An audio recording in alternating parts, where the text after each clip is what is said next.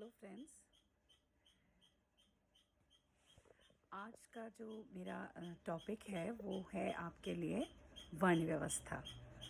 वर्ण व्यवस्था का जो सिस्टम था प्राचीन भारत में वो बहुत स्ट्रॉन्ग था और उस समय जाति जैसी कोई चीज़ नहीं थी। हमें जो दिखाई देती है वो वर्ण व्यवस्था थी। तो वर्ण व्यवस्था में ऋग्वेद के 10वें मंडल में एक पुरुष सूक्त मिलता है जिसमें कहा गया है, ब्राह्मणम मुखमो आसीत बाहुराजन्य कृता यद उरुदस्य तत् वैश्य पदभ्याम शूद्रो अजायत। अर्थात एक परम पिता परमात्मा या ब्रह्मा के मुख से ब्राह्मणों का जन्म हुआ, बाहुओं से क्षत्रियों का जन्म हुआ, पेट अथवा जांघों से वैश्यों का जन्म हुआ और चरणों से शूद्रों का जन्म हुआ। तो इसी प्रकार उनके चारों वर्णों के चार अलग अलग उनके कर्तव्य और उनके अधिकार निर्धारित किए गए थे। जैसा कि हम वैदिक काल और उत्तर वैदिक काल में हमें काफ़ी व्यवस्थित रूप इसका दिखाई देने को मिलता है। तो इसमें हमें पता चलता है कि क्या जो चार वर्ण थे उनके क्या अधिकार थे और क्या कर्तव्य थे। सबसे पहले हम शुरू करते हैं ब्राह्मण धर्म से। तो ब्राह्मणों का जो प्रमुख अधिकार था वो दान लेना, दान देना, अध्यापन करना, यज्ञ करना, यज्ञ कराना, ये उनके प्रमुख अधिकार थे। तो कर्तव्य क्या थे? कर्तव्य भी यही थे, यज्ञ करना कराना, दान देना दान लेना और अध्ययन अध्यापन का कार्य संपन्न करना।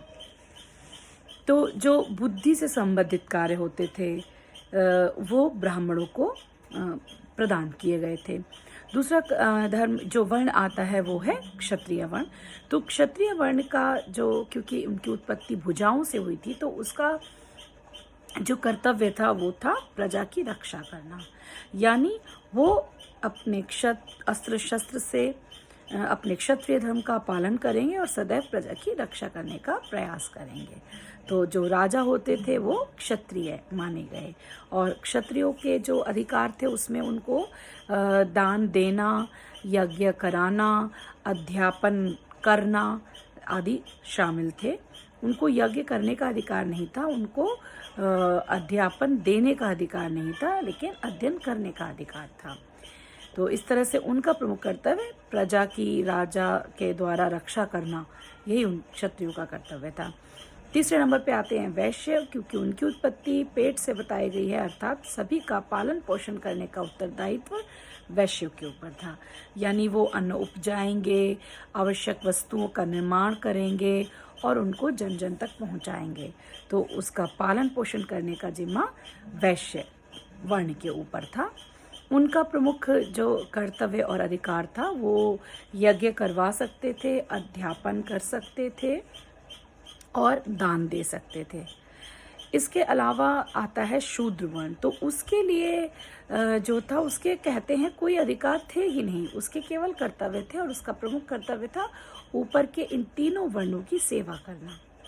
तो ये शूद्र का कर्तव्य था और वो ब्राह्मण, क्षत्रिय और वैश्य तीनों धर्मों की सेवा का कार्य किया करता था। तो इस तरह से हमें प्राचीन काल में चार वर्ण देखने को मिलते हैं, ब्राह्मण, क्षत्रिय, वैश्य और शूद्र। आशा है आप लोग को समझ आया होगा। Thank you.